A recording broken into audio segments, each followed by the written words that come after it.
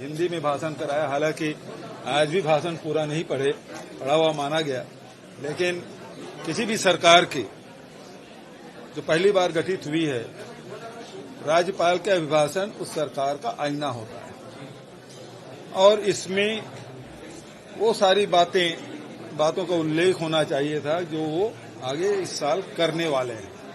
लेकिन इस राज्यपाल के अभिभाषण में ऐसी कोई बात नहीं है जिसको उल्लेख किया जाए। किस प्रकार से काम करेंगे, कैसे होगा, क्या होगा, इसमें कोई बातें नहीं है। तो एकदम नीरस भाषण राज्य सरकार ने राज्यपाल महोदय से भाषण कराया, जिसका इस भाषण का कोई औचित्य दिखाई देता नहीं। दूसरा, अनुपूरक भी प्रस्तुत हुआ, अनुपूरक बजट प्रस्तुत हुआ और इसमें खासकर 18 लाख आवास की बात करते हैं, लेकिन वो राशि दिखाई पड़ नहीं रही है, क्योंकि पिछले समय जो 7.5 लाख आवास की पहली किस्त हम लोगों ने दिया था, करीब 1700-1800 करोड़ रुपया, वही इसी राशि का उल्लेख है। इसका मतलब ये है कि या तो वो नए लोगों को देंगे या फिर वो जो पहले किस्त मिल चुका है उन्हीं को दूसरा किस्त देंगे। कृषक कल्याण उन्नति योजना के बारे में राज्यपाल के अभिभाषण में है, लेकिन इसमें कोई हेड वगैरह नहीं दिख रहा है।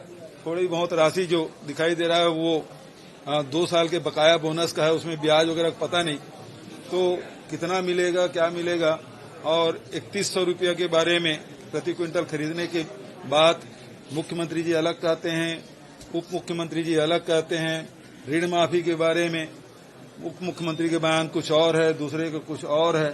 तो ये बजट भी बिल्कुल, इसमें कोई नई चीज दिखाई नहीं दे रही। जो सरकार जिन मुद्दों को लेकर आम जनता के बीच में वो गए और उससे वो सरकार बनाए, जिसमें सप्लीमेंट्री बजट में ऐसा इसका कोई उल्लेख दिखाई नहीं पड़ता, जो एक क्रांतिकारी कदम हो सकता था। जो बातें उन्होंने कही थी उसके बारे में इसमें कोई खास उल्लेख दिखाई नहीं देता।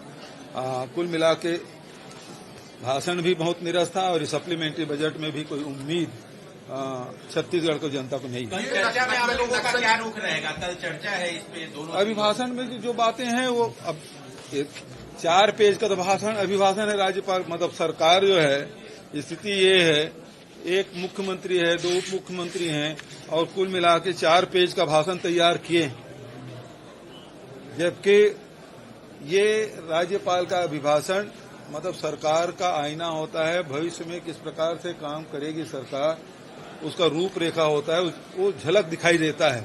और जब ये 4 ही पेज का भाषण है, इसमें क्या बोलोगे आप? तो इसमें तो कुछ है ही नहीं। सप्लीमेंट्री बजट में भी कुछ नहीं है।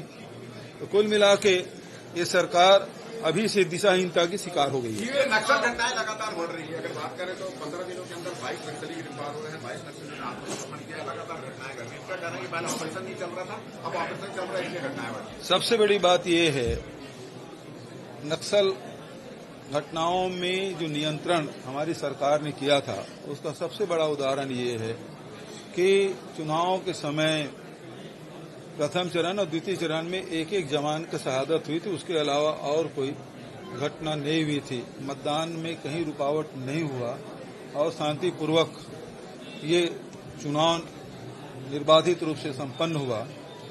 जहां मतदान केंद्र पहले नहीं थे, सड़क के किनारे उसके पोलिंग बूथ बनाया जाता था, अब वो चाहे वो सुकमा हो, बीजापुर हो, दंतेवाड़ा हो, सब अंदरूनी क्षेत्र में, नारायणपुर के अंदरूनी क्षेत्रों में मतदान केंद्र खोले भी गए, मतदान भी हुआ।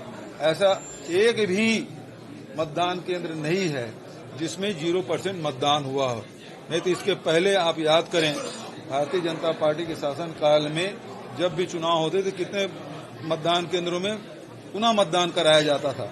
तो ये अपने आप में प्रमाण है कि हमारी सरकार की उपलब्धि क्या है। आज अब आरोप लगा देना अलग बात है, लेकिन अभी सरकार बनी भी नहीं है, विभाग का पता नहीं है, सारे विभाग मुख्यमंत्री के पास है। सारे सीनियर लीडर देख रहे हैं कि मंत्रिमंडल का विस्तार कब होगा। तो ये दिशाहीनता की शिकार ये सरकार दिखाई पड़ रही है। ये किसानों के लिए जो घोषणाएं थी वो सबसे महत्वपूर्ण मानी गई। पिछली सरकार में, आपकी सरकार में हमने देखा था 2 घंटे के भीतर वादे पूरे हो गए थे, 2 प्रमुख वादे। अभी तक इनको समय क्यों लग गया? लगभग 10 दिन हो गए। नहीं, 13,000 करोड़ का उल्लेख है लगभग पूरा, उसके बाद भी विकास। इसमें यही मैं कह रहा हूं, किसानों के केवल 2 साल का बोनस है और आवास का, वो भी पिछले सरकार के जो दूसरी किस्त है, यदि देंगे तो दूसरी किस्त का पैसा होगा। तो इसका मतलब 18 लाख लोगों को कुछ मिलना नहीं है, केवल वो जो 7.5 लाख लोगों को दिए हैं उसी का दूसरा किस्त होगा। और बोनस का, 2 साल के पुराने बोनस का 3100 रुपये में खरीदी की किस प्रकार से व्यवस्था होगी। 21 क्विंटल खरीदी के आदेश अभी तक नहीं हो, केवल उसमें बजट में प्रावधान करने की जरूरत ही नहीं थी, उसको तो आदेश ही निकालना था 21 क्विंटल खरीदी करना है, वो भी नहीं हुआ है। तो ये जो प्रथम अनुपूरक आया है बहुत ही निराशाजनक है, खासकर किसानों के लिए और जो आवासहीन लोगों के लिए ये बिल्कुल ही निराशाजनक है। और जो गैस सिलेंडर और दूसरे जो मातृवंदना, इसके बारे में इसमें कोई दिखाई नहीं पड़ रहा है।